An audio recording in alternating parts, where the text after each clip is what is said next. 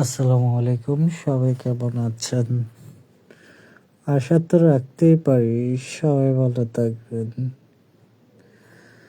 Actually আমি প্রতিনিয়ত লাইভে এসে বিভিন্ন ধরনের কথা বলি বা বিভিন্ন তরুণ প্রজন্মের বিভিন্ন লেখকের কথা বলার চেষ্টা করি লেখনী মুখে, মানে ভাষার মধ্যে প্রকাশ করার অনেকটা চেষ্টা করি। জানি না কতটুকু পারি, কারণ আমার কণ্ঠ তো তেমন একটা ভালো না, তেমন একটা মানায় না, তবুও বলি।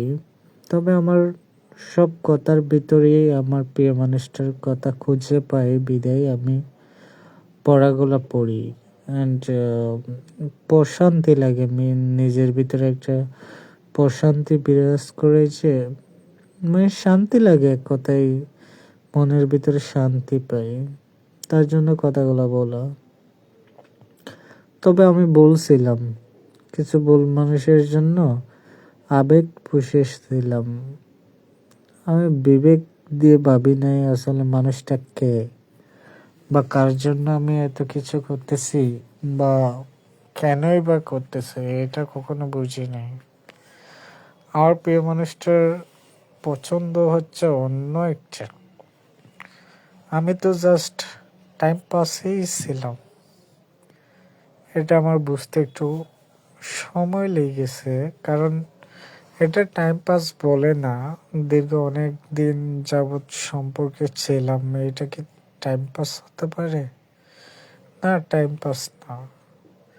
একটা জিনিস কি জানেন, আমরা যখন বৃত্তি তৈরি করে ফেলি, যখন কোনো একটা বিল্ডিং বা কোনো একটা দালান তৈরি করতে পারতেছি, করতে চাচ্ছি, তখন আমরা ফাউন্ডেশনটা যখন কনস্ট্রাকশন বেসটা করে ফেলি, তখন আমাদের চিন্তা থাকে কিভাবে একতলা তুলন যায়। যখন একতলা হয়ে যায়, তখন আমাদের চিন্তা ভাবনায় থাকে কিভাবে দোতলা করা যায়। দোতলা করার পর তিনতলা, এভাবে ধাপে ধাপে মানুষের চাহিদার পরিবর্তন ঘটে। ঠিক মানুষেরও মন মানসিকতা এমন যে আমি তাকে নিয়ে সুখে থাকি, বা তাকে নিয়েই আমি এসব স্বপ্ন দেখি। এসব স্বপ্ন না সকলের মানে থাকে না। এক একজনের পছন্দ তো এক এক রকম হয়ে থাকেই। মানুষের পছন্দের পরিবর্তন হয়, আমি আগে বলেছি। মানুষের হয়, ভালোবাসার রং পরিবর্তন হয়। মানুষ এক জায়গায় স্থির থাকতে পারে না। হ্যাঁ, আমার একটা রিলেশন ছিল, এটা আমি পাবলিকলি বলি, কারণ আমার নতুন করে কাউকে পাওয়ার জন্য তেমন একটা আশা নাই। তার জন্য আমি পাবলিকলি এসে লাইভে এসে বলি, এই মানুষটাকে আমি এমনভাবেই চেয়েছিলাম, যেমনভাবে মানুষ বাঁচতে চায়। মৃত্যুদূত এসে তার প্রাণটা কেড়ে নিচ্ছে, সেই মুহূর্তে তার প্রাণ ভিক্ষে চাচ্ছে, ওই রকম করে ওই মানুষটাকে আমি চেয়েছিলাম। বাট আমি ভুল ছিলাম, আমি ভুল মানুষের জন্য আবেগ পুষিয়েছিলাম। কথায় আছে না, ওই ভুল মানুষের জন্য আবেগ পুষে ডুবে মরা। আমি ঠিক তেমনটাই করেছিলাম। কি ভুলটা ছিল আমি জানি না। মানুষ ছেড়ে যাওয়ার জন্য কত প্রকার কত কিছু করে। এই ধরেন বিভিন্ন ধরনের অজুহাত খুঁজে, বিভিন্ন ধরনের অনেক কিছুই খুঁজে চলে যাওয়ার জন্য। তো আমিও চলে যাওয়ার জন্য পথটা, মানে যে পথ সে চেয়েছিল, সেটা আমি সোজা করে দিয়েছিলাম। ঠিক আছে, চলে যাও। আমি কোনো বাধা বিপত্তি কিছুই করিনি। একটা সামান্য ইস্যু নিয়ে তার জন্য আমি প্রায় 9 মাস থেকে 10 মাস তার অভিমান ভাঙানোর জন্য অনেক চেষ্টা করেছি। আমি এমন একটা রাত নাই লাইভে আসি না। লাইভে এসে বিভিন্ন গল্প করি বা বিভিন্ন আকার ইঙ্গিতে তাকে বুঝাই আমি কষ্টে আছি। এমনকি আমার বাবা মৃত্যুবরণ করেছে, আমি আমার প্রিয় মানুষ হিসাবে তার কাছে আমার একটু এক্সপেকটেশন থাকতে পারে না? এই মানুষটা আমাকে একটা কল দিয়ে বা মেসেজ দিয়ে আমাকে একটু বলুক। এই জিনিসটা আমি না, পৃথিবীর প্রত্যেকটা মানুষেরই থাকে, কিন্তু আমি এই জিনিসটা পাইনি। যে মানুষকে আমি দিনের পর দিন টেক কেয়ার করেছি, দিনের পর দিন নিজের বোনকে করি নাই, মাকে করি নাই, এই মানুষটার পিছনে আমি নিজের পুরা জীবনটাই সঁপে দিলাম। আমার কেরিয়ার কোথায়, আমি কোথায়, আমি নিজেও জানি না, শুধু একটা মানুষের জন্য। সে মানুষটাই আমাকে ছেড়ে চলে গেল। এমন তো আমি চাইনি, এমন তো আমার চাওয়ার কথা ছিল না। হাজারো প্রতিশ্রুতি দিয়েছিলে, হাজারো শপথ করেছিলে, এমনকি আমাদের আল্লাহর বিধান কোরআন ধরেই তুমি শপথ করেছিলে যে যদি মরতে হয় দুজন একসাথেই মরব। কিন্তু তুমি কি তোমার শপথ রাখতে পেরেছ? পারোনি। তুমি ঠিকই অন্যজনের হাত ধরে নিজের মতো করে বেঁচে আছো। হ্যাঁ, আমি প্যারা দিতাম, সেটা একসময় ঠিক হয়ে যেত, কিন্তু এভাবে হুট করে আমার জীবন থেকে চলে গিয়ে আমার লাইফটা এলোমেলো করে দেওয়ার তো কোনো মানেই ছিল না।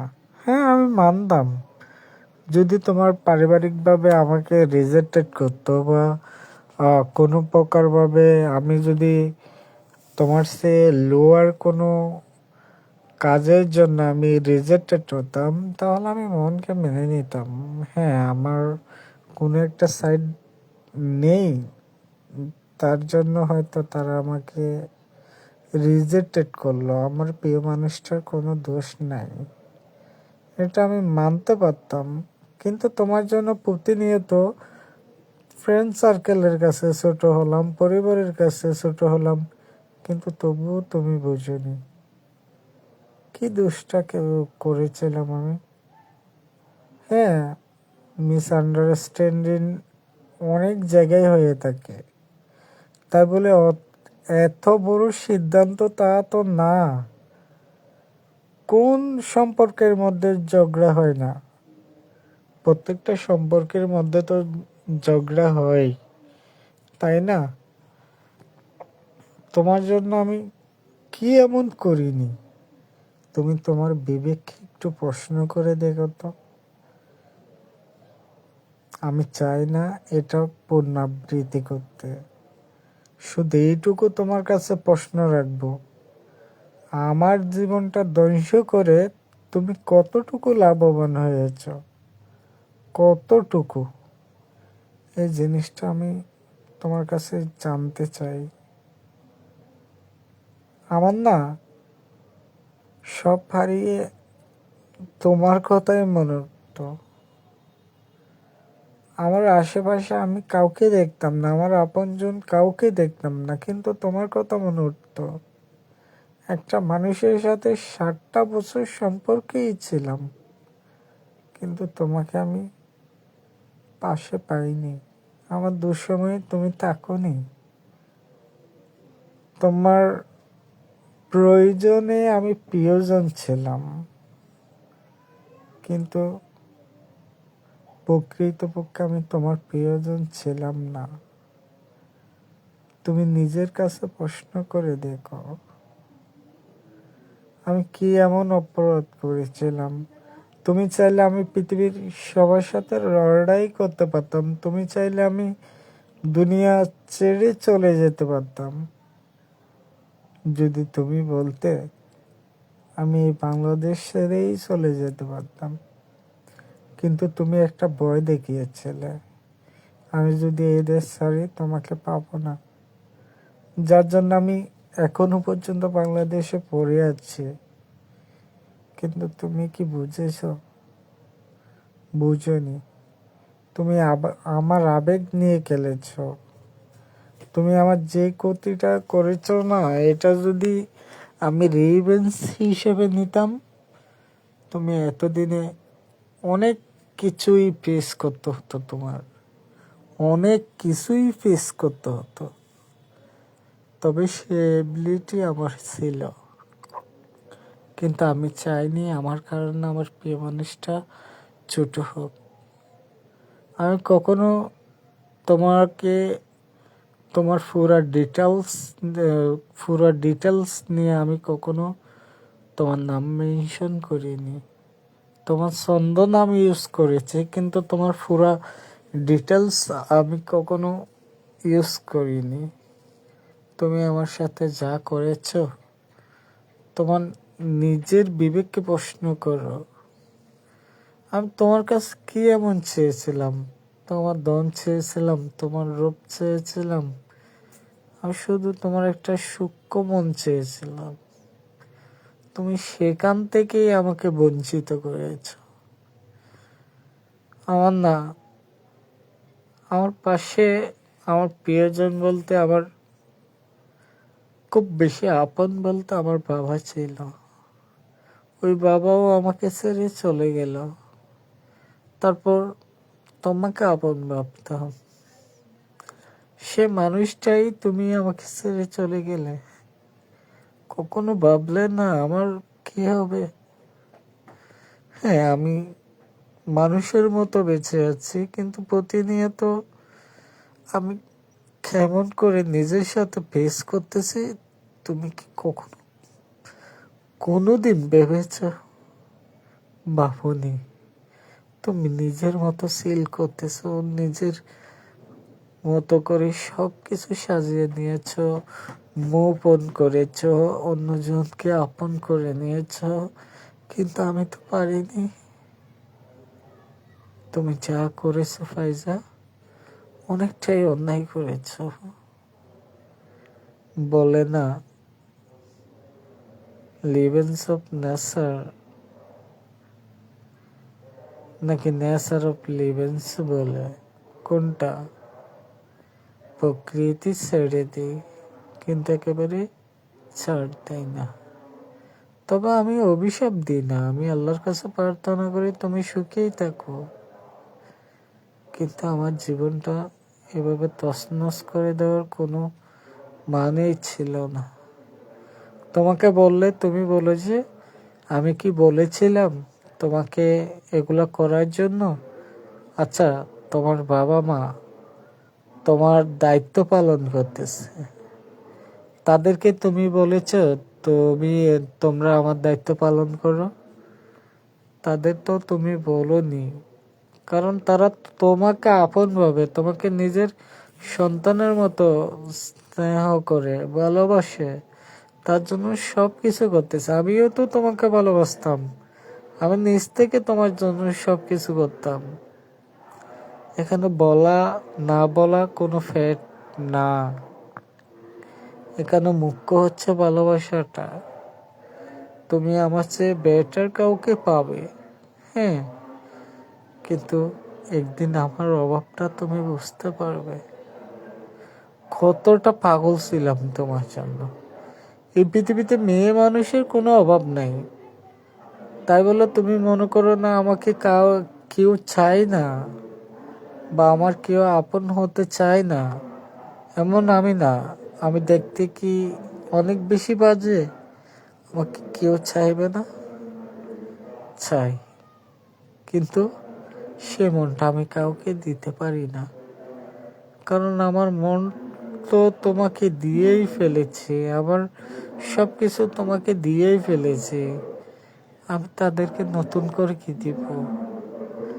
তাদেরকে আমি নতুন করে কি দিব? তুমি বলতেছো আমি আমার লাইফকে নষ্ট না করতাম, নতুন করে লাইফ সাজিয়ে নিতাম। আদৌ কি সম্ভব? সম্ভব না। তুমি আমার যা করেছ না, একটা মানুষ হিসেবে সেটা করা কখনো উচিত হয়নি তোমার। আমার মা আমার ঘুম আসে না, আমি রাতে ঘুমাই না, বা ঘুমালে 2-1 ঘন্টা ঘুমাই, দিনে 2-1 ঘন্টা ঘুমাই। কিন্তু আমার শরীর আমি শেষ করে দিয়েছি, আমার কেরিয়ার শেষ করে দিয়েছি শুধু একটা তোমার জন্য। তুমি কি তার বিচার আল্লাহর কাছে পাবা না? পাবে। একটা মানুষের ভুল হতেই পারে, কিছু বাসার জন্য, কিছু মানুষের কথার জন্য তুমি মনের মূল্যায়নটা এভাবেই তুচ্ছ করে ফেললে, এভাবেই তুচ্ছ করে দেখলে। 7টা বছর আমার সাথে রিলেশন করে তুমি এভাবেই আমাকে ফেলে চলে গেলে। মনে রেখো, কোনো একটা সময় তুমি আমাকে পাগলের মতো খুঁজবা, পাগলের মতো। সেদিনও আমি তোমাকে ফিরিয়ে দিব না, কিন্তু ভালোবাসবো না। ভালোবাসা মনের ভিতরে থাকবে, কিন্তু তোমাকে আমি তোমার বিপদ সমাধান করে দিব, কিন্তু আমি তোমাকে চাইব না সেদিন। আমার লাইফটা নষ্ট করার জন্য তোমাকে অসংখ্য ধন্যবাদ। তোমাকে আমি অসংখ্য ধন্যবাদ জানাই।